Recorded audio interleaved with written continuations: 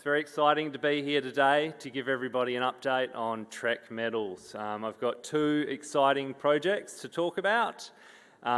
First is our emerging high-grade lithium discovery in the Pilbara region at our Tambora project, and I'm very pleased to say that we'll be commencing our maiden drill program at that project next month. And I also want to talk about our advanced Hendeka Manganese project. There's not a lot of people that are out there doing manganese, so it's really exciting the more I look into that. Our board of directors were early movers in the lithium space and have, strategically put us in the direction of other critical minerals for the battery, the EV, electrification, decarbonisation, global megatrend. And, we've identified manganese as one where we see significant upside. Standard disclaimer. So why Trek Metals? As I said, we've got a focus to explore and develop critical minerals, critical for the global decarbonisation, electrification. Our assets are located in the Pilbara region of Western Australia, so voted #1 global jurisdiction to develop a mining project. If you want to get a mine up and running, no better place to be globally than in Western Australia and in the Pilbara. It's an infrastructure-rich place in Australia. And we've got a proven team with battery market experience. So we're really lucky at Trek to have the guidance of the founding directors of Pilbara Minerals that foresaw they were early movers in the lithium space, and they've got great experience, capitalising on that and delivering shareholder returns and, building a huge success story there. So we're hoping to replicate that here at Trek.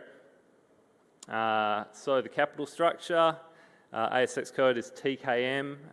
Share price last week was 6 cents. We're up to 8 cents now. We've got 363.9 million shares on issue, so you're looking at a market cap in the high 20s, 20 millions. We had cash at bank of 2.7 last quarter. I wanted to share a photograph here that I took a couple of weeks ago. I was up at our Tambora lithium project, helping peg out the holes for our maiden drill program there, which we'll go into more detail in a second. But I was on my way home and I was about 10-15 minutes out from site, and I was driving along this beautiful bitumen road for about 5 minutes, and then came to this site of these huge big power lines and a railway crossing, the first of 3 railway crossings in about 1 kilometre. And I felt, when I speak to my family and friends and they say, "Oh, where are you going?" and I'm like, "Oh, well, the project's about halfway between Port Hedland and Newman."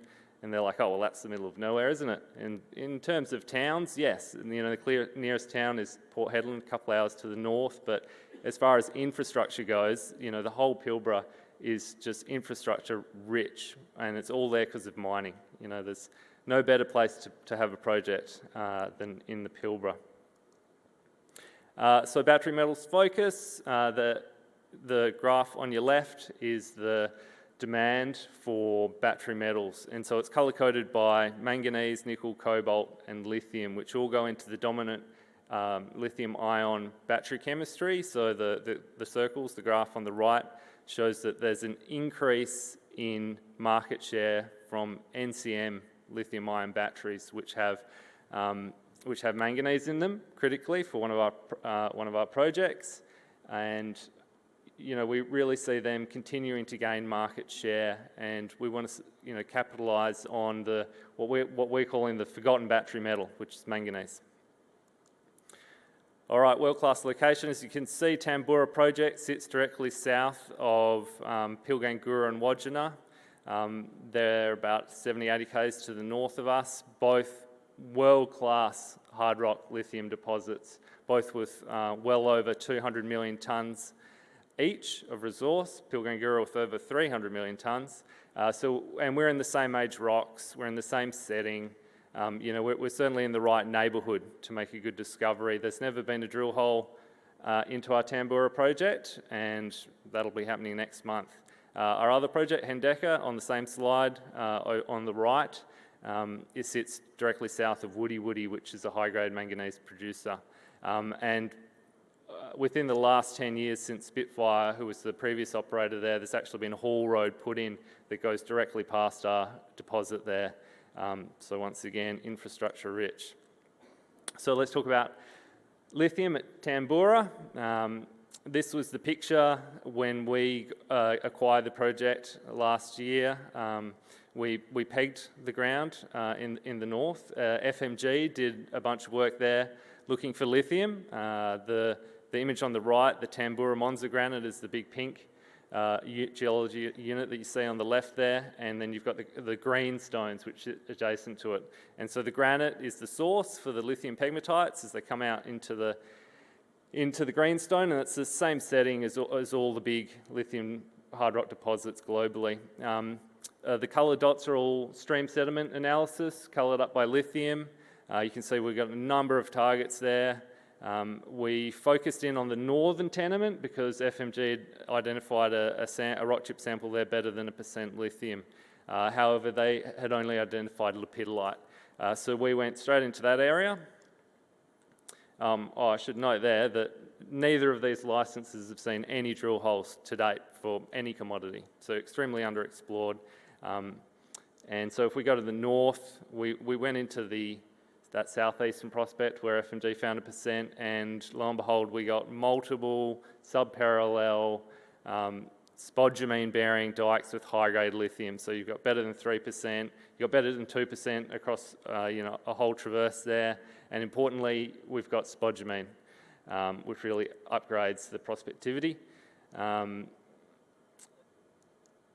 And if you look in the central, as you're moving further around from where we see the spodumene at surface, as you move to the north, we're coming into the fold, the anticline.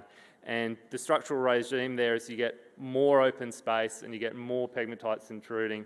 And so you get thicker and more voluminous pegmatites. And we haven't seen any spodumene outcrop there, but certainly the geochemistry is saying that we're close. And the image on the bottom right is some soils that we did, and that's showing like a classic fractionation trend as you're moving from the centre of the anticline outwards. So we've got a number of drill holes planned in here during our maiden program, due to commence next month. So I can't wait to get out there and stick a few holes into this and see what we've got. All right, now onto our manganese project. Not sure why that's formatting's a bit weird there. Anyway, so manganese. It's the fourth most consumed metal globally, so it's a huge market, and it's one of the reasons why all the EV makers, the battery manufacturers, are focusing on manganese, because as a percentage of cost of per unit cost going into the battery, it's quite small. So they're trying to get rid of factor out, engineer out cobalt and so forth, but and increase the amount of manganese. So there's a lot of R&D going into manganese-rich chemistries, and so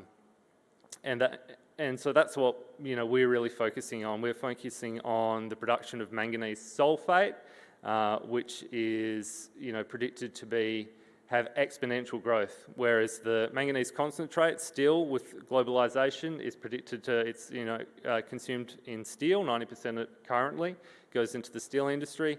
That's also predicted to increase. And so why manganese sulfate? We're aiming to move up the value chain by downstream processing. It's a premium product, higher margins, and if you can do it, you certainly should. There's a lot of support globally for this at the moment. There's the US Inflation Reduction Act, which is, lots of incentives to get ex-China, stable jurisdictions, environmentally friendly sources of this, refined material. This is an example from lithium, where Australia has been historically just a net exporter of mined concentrates, whereas now we're going downstream. You've got lithium hydroxide, nickel sulfate being produced in Australia, and there's lots of grants and incentives, big push by government to move downstream, and so we are taking that lead. So the project, Hendeka, We've got 11.3 million tonnes at 15%. You can see the cross-section here, and you can see all the drill holes that went into it, hundreds of drill holes by Spitfire. There's been no work essentially done for a decade on this project, and we've come in and done a bunch of drilling, and we've recommenced where they've left off. The key here is that the metallurgy showed that you could get beneficiation grades of up to better than 44% manganese, which puts this product into the high-grade bin, which means that you can get a premium price for the concentrate. We've also got granted tenure and heritage agreements, so we've already been out in the ground and hit the ground running at this project. We see significant growth potential through an increase in the resource confidence. It's currently all inferred, but it looks like we should be able to push a whole bunch of that into indicated this year. This cross-section here, you can see, the mineralisation comes up to surface. It's continuous. We are also doing the vertical integration with the commencement of our study on high-purity manganese sulphate to commence next month, and we've got some great regional targets as well. So before Spitfire, put the project on ice, they went out and did some regional exploration. They got some really good results actually. So up here at the western front, the image on the right shows one of their holes in 2014 was 14 metres at 15.9% manganese from 51 in hole 10. Which is just up here, and that hole could sit neatly in the resource outline down at Contact North, and the nearest hole to this one, over 600 metres to the north, which also had high-grade manganese in it, not as thick, and over a kilometre to the south. So we've got a huge search space there. We completed a helicopter EM survey and got a mid-channel anomaly sitting, and this hole sitting right on the edge of it. So that's a really exciting regional target at Hendeka. There's some example of the diamond core that we drilled late last year, which has been put into a 400 kilogram bulk composite, which is at Nagrom Laboratories at the moment, and you can see a photo of the scrubbing test work there, and then that'll go into a heavy media separation to prove, confirm the historic concentrate results, and then we'll take that concentrate and we're going to embark on the high purity manganese sulphate test work. So, game plan. For the rest of the year, Tambora Lithium, we completed our heritage surveys earlier this year, giving us access to go and drill.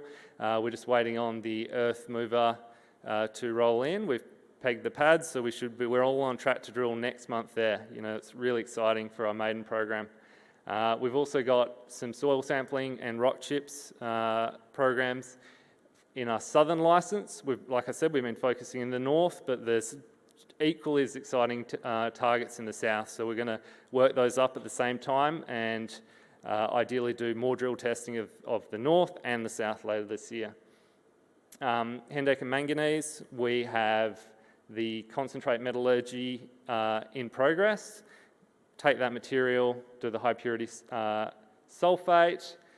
In the second half of the year, we're going to do some resource drilling and exploration drilling. I'd like to be in a position by the end of the year we can do a resource update and commence our economic studies on the project there.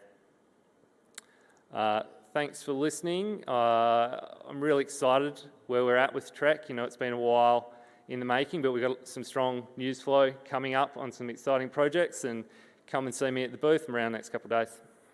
Cheers.